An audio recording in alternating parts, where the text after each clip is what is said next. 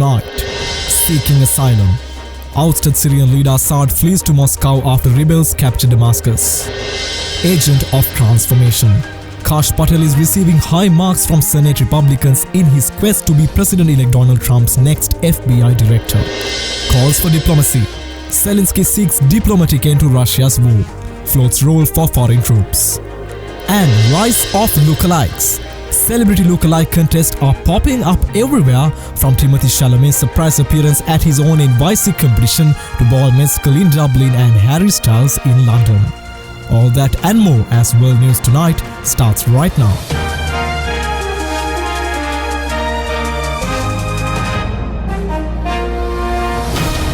This is Derana, World News Tonight.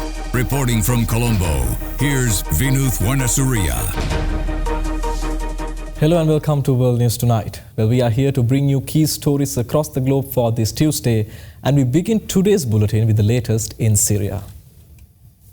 But in the face of an astonishingly swift rebel offensive, Assad and his family have fled to Moscow and were granted political asylum.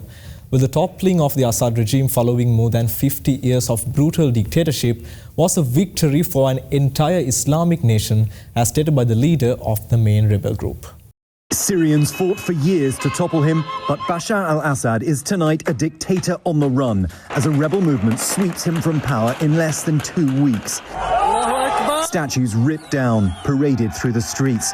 As we drove in tonight, signs of the regime's total collapse all around us. Rebels racing into the notorious Sadnaya jail, revealed to have multiple underground sections. Prisoners locked up for decades, here finding several women and a small child. Please don't be afraid, a rebel tells the child. You can go out now, we're part of the revolution. And this haunting scene, ropes believed used to torture and hang prisoners found in one area. At the border today, hope for a new day. The country Yusuf will return to, now run by this man, Abu Muhammad al-Golani, who the US considers a terrorist, having turned against al-Qaeda, and now as the leader of the Syrian rebel group Hayat Tahrir al-Sham, Golani is striking a far more moderate tone. Assad evading capture, fleeing with his family to Moscow, where he was granted asylum. His Syrian palace plundered, discovered inside luxury cars. His fall after 50 years of family rule, a major blow to Iran, who funneled weapons through Syria, and for Russia, who has a key naval base in the country. Meanwhile, China said it has launched an investigation into Nvidia Corp over suspected violations of the country's anti-monopoly law, which will likely be seen as a retaliatory move against Washington's recent chip curbs. Beijing said Monday it was looking into suspected violations of the country's anti-monopoly law. The move is seen by some analysts as retaliation against Washington's recent chip curbs. Chinese regulators further said the US chipmaker is suspected of violating commitments it made during the buyout of Israeli chip designer Mellanox Technologies. They did not elaborate on how Nvidia might have violated anti-monopoly laws. Nvidia did not immediately respond to a request for comment.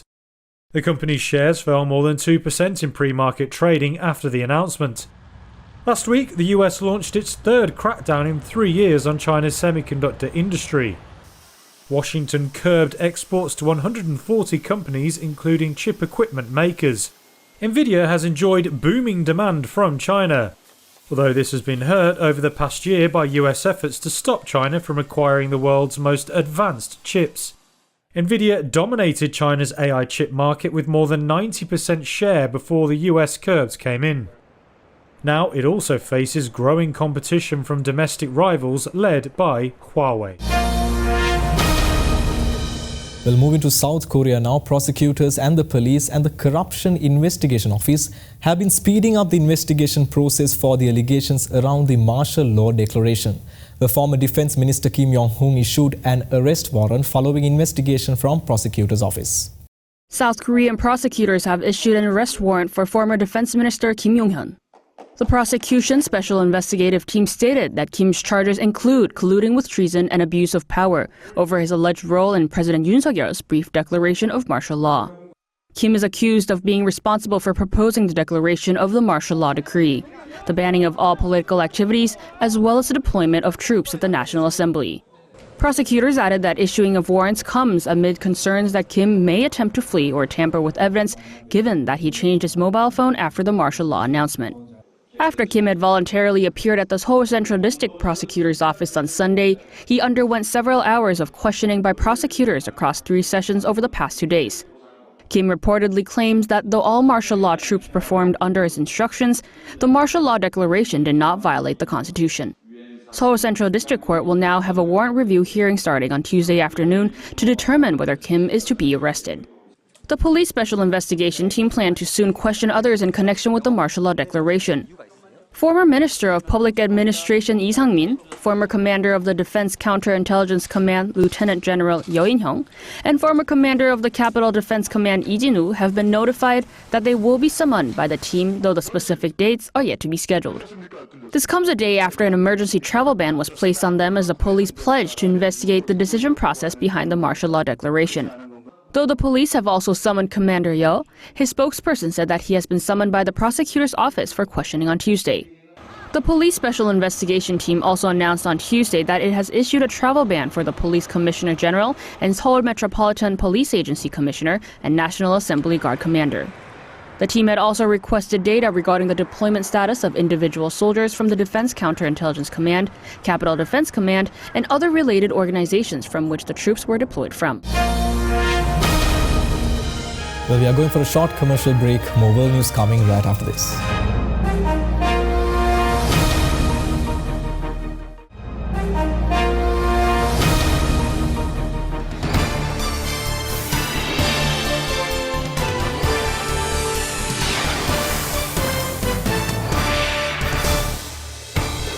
Well, on the road to the White House tonight, President-elect Trump's pick for FBI Director Kash Patel met with the senators today as Trump defended his choice of Patel in an exclusive interview.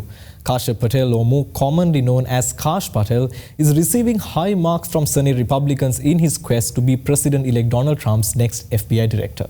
President-elect Trump's pick for FBI Director Kash Patel on Capitol Hill, getting praise from a key Republican. Patel is a former federal prosecutor and national security official, but critics have slammed his call to go after those he said unfairly targeted Mr. Trump. In his book, Patel writing about 60 people he says are part of the, quote, deep state. We pressed President-elect Trump in our exclusive interview. Meanwhile, Mr. Trump's pick for Director of National Intelligence, former Democratic Congresswoman and combat veteran Tulsi Gabbard, has faced criticism for her past meeting with Syria's then dictator. The president-elect recently posted the U.S. should not get involved in Syria.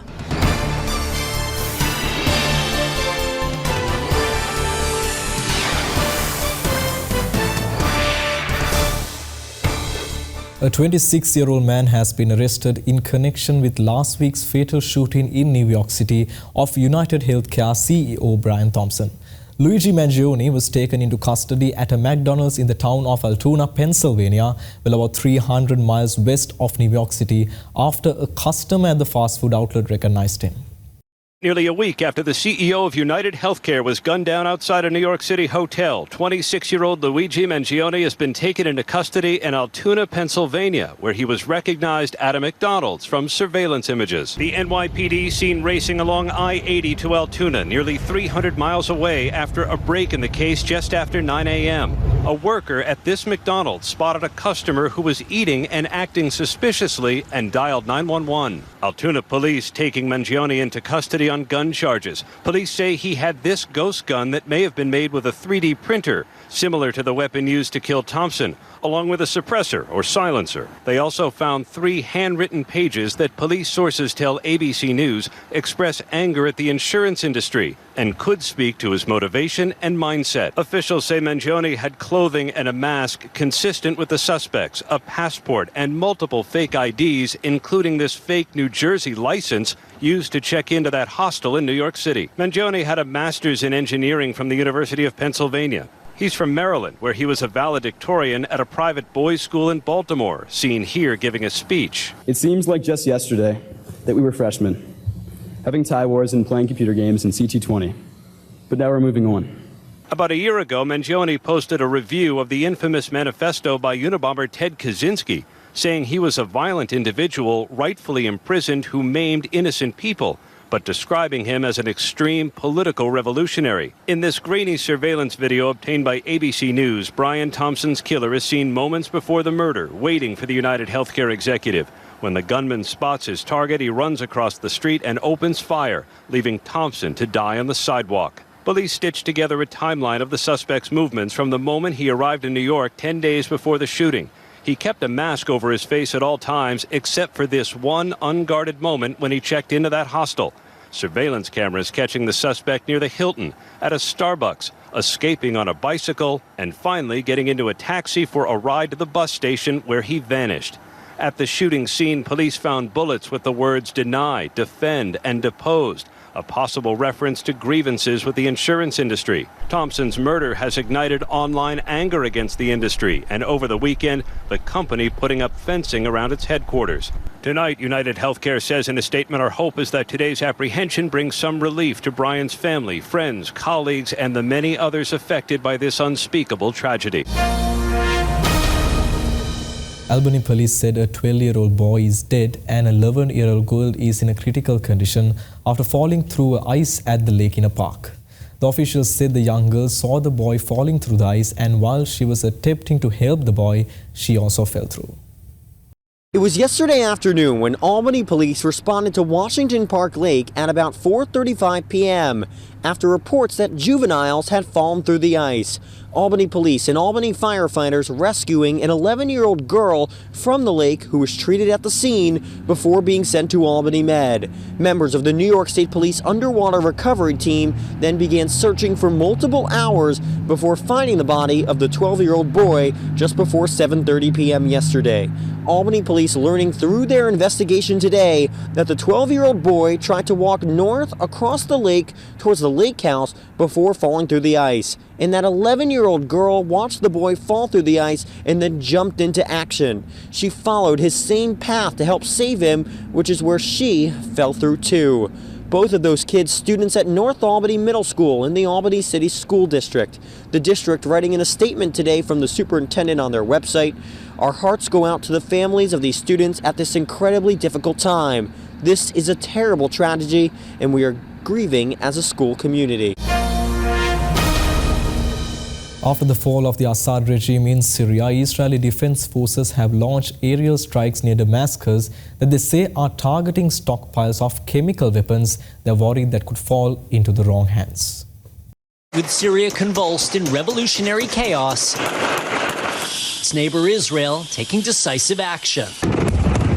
Israeli warplanes carrying out strikes across the country, leaving this airbase near Damascus in flames, according to the Syrian Observatory for Human Rights. The target, Israel says, military sites, including the Assad regime's stockpiles of chemical and biological weapons, which it fears could fall into the hands of extremists. Bashar al-Assad, Syria's toppled dictator, used chemical weapons against his own people during 13 bloody years of civil war. President Obama threatened strikes in response, but didn't follow through. While President Trump mounted 2 waves of attacks during his first term.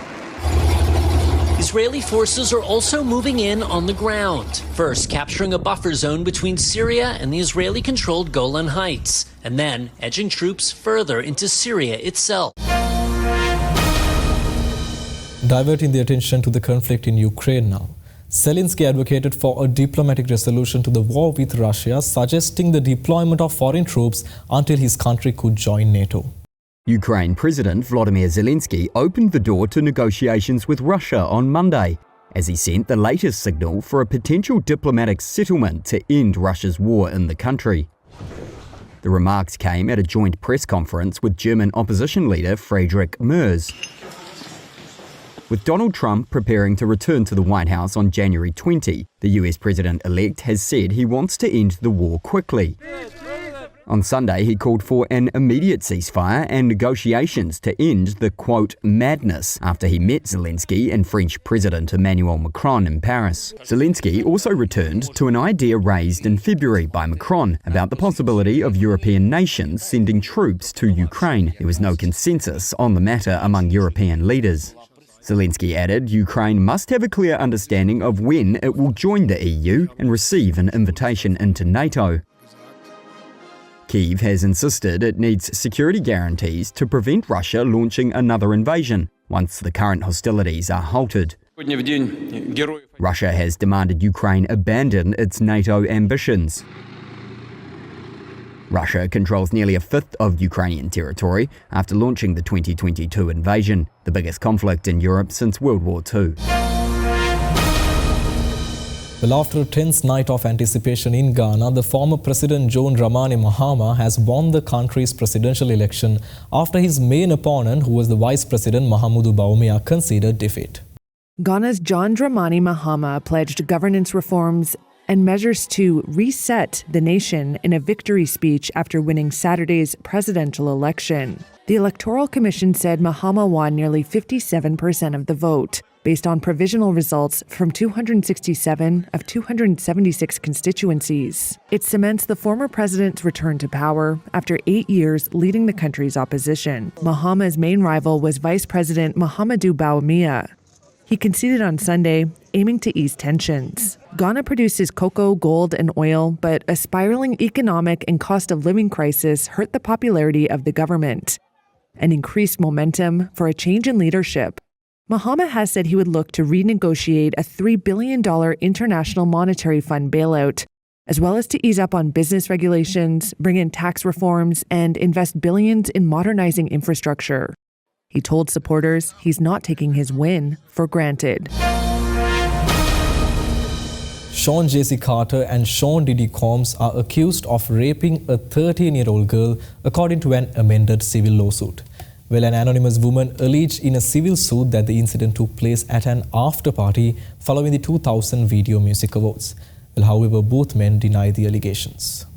If you having girl problems, I feel bad for you, son. I got 99 problems, but a bitch ain't one. I got the 99 Problems rapper is adding one more problem to his list. In an amended civil complaint, Jay-Z, whose real name is Sean Carter, is now being accused of drugging and raping a 13-year-old girl at an after-party following the 2000 Video Music Awards in New York City. The lawsuit was originally filed in October against Sean Diddy Combs, now refiled to openly name Jay-Z as his alleged co-conspirator. Combs is currently behind bars pending trial on federal charges including sex trafficking. Jay-Z has been famously married to Beyoncé for 16 years. They have 3 children together.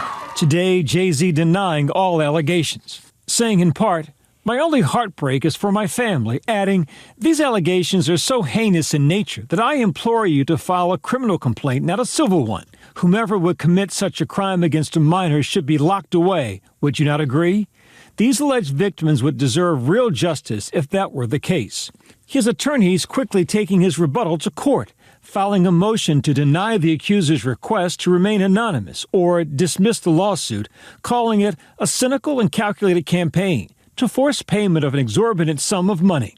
This recent revelation stems from one of at least 7 civil lawsuits against Sean Combs filed in October by attorney Tony Busby, all of which allege Combs sexually abused dozens of victims for over 2 decades.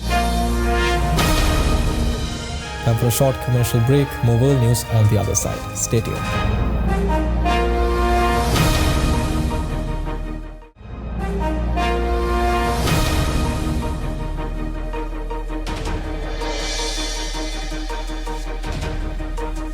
Welcome back. Well, there's good news tonight about a school's big surprise for a beloved custodian and highlights about people who spread joy, love, and kindness. At Lothian Elementary School in Maryland, a surprise celebration for beloved custodian Lewis Watkins. They renamed the school gym and cafeteria after him to honor his 51 years of service. Going to now be known as Watkins Cafe. Mr. Watkins moved to tears. Proud of it.